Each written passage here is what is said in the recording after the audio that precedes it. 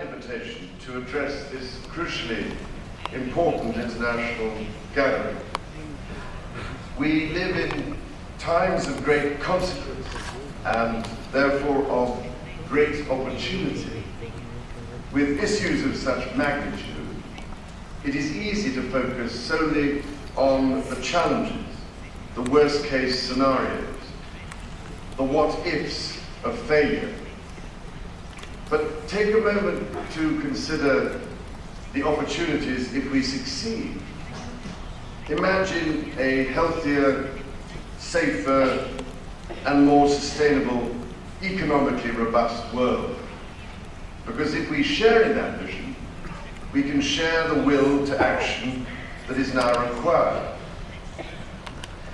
Over more than 3 decades, I've been privileged to talk with some of the world's most eminent experts on climate change and environmental issues, and to listen to the wisdom of some of the world's indigenous people.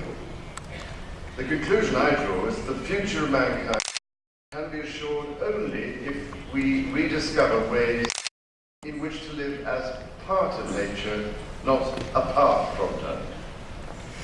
For the grim reality, the planet has reached a point of crisis, and we have only 7 years before we lose the levers of control.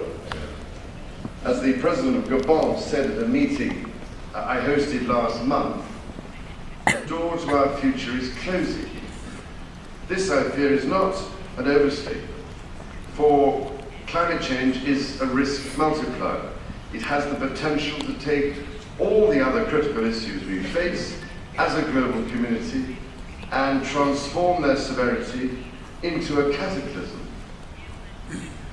Reducing poverty, increasing food production, combating terrorism, and sustaining economic development are all vital priorities.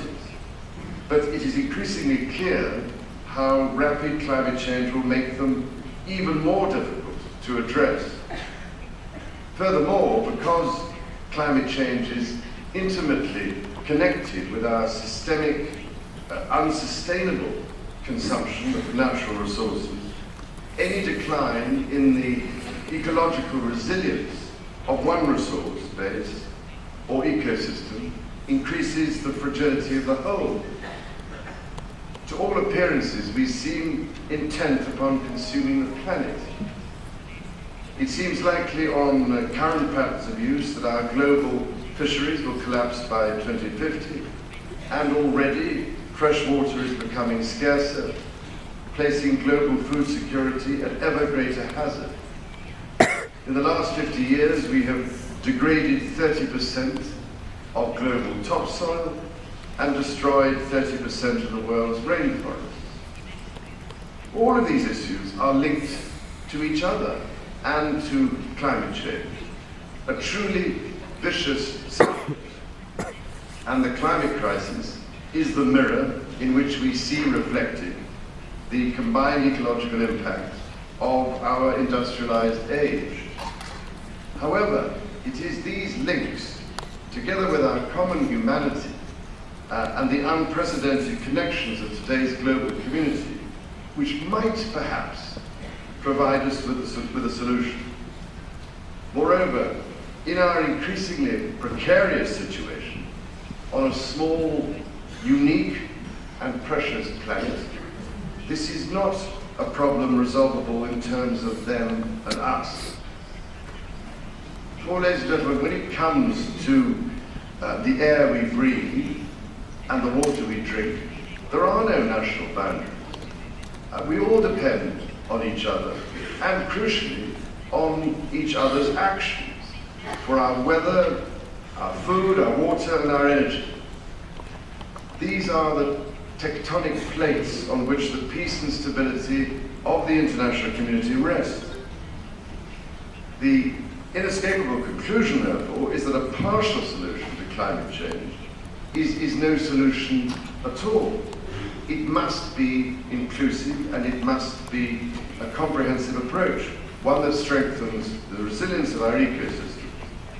Crucially, it must be embraced by the public, private, and NGO sectors, as well as by local communities and indigenous people, while also encouraging individual responsibility.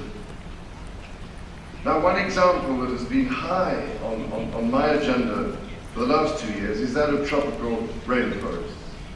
These ecosystems have been described as the planet's lifeblood, and with good reason. Not only do they harbour about half of our terrestrial biodiversity and generate much of the rainfall that is vital for farming, they also absorb and hold vast quantities of carbon that would otherwise be in the atmosphere.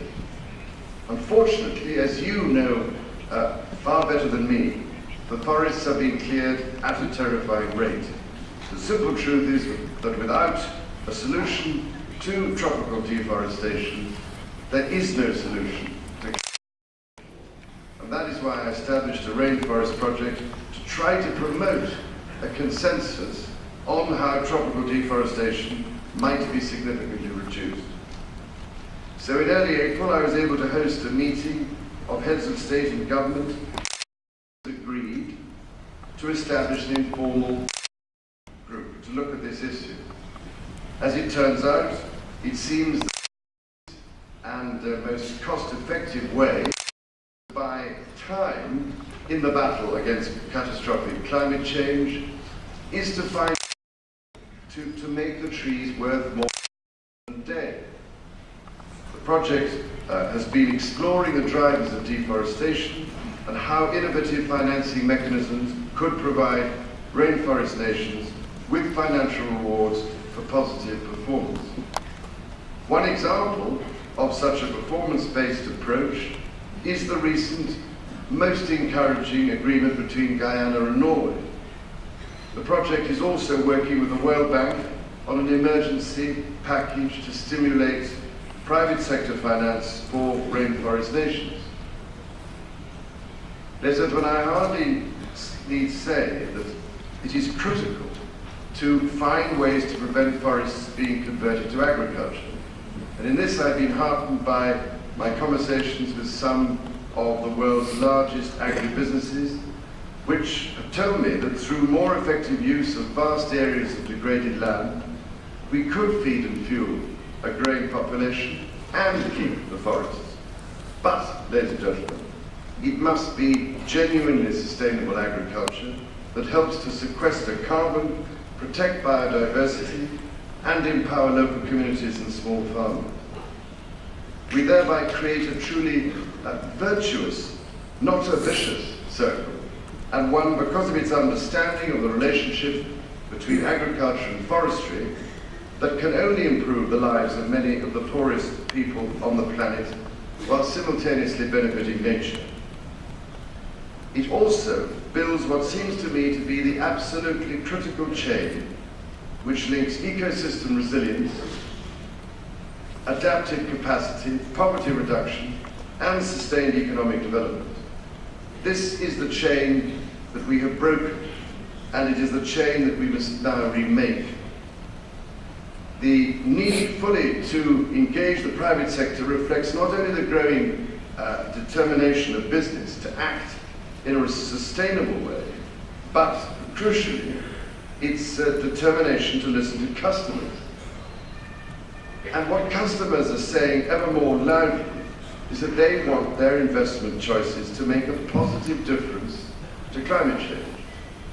One practical result of my work with the private sector on corporate, social, and environmental responsibility for the past 25 years is that growing numbers of pension funds have made a commitment to set climate solutions at the heart of their long-term investment decision-making.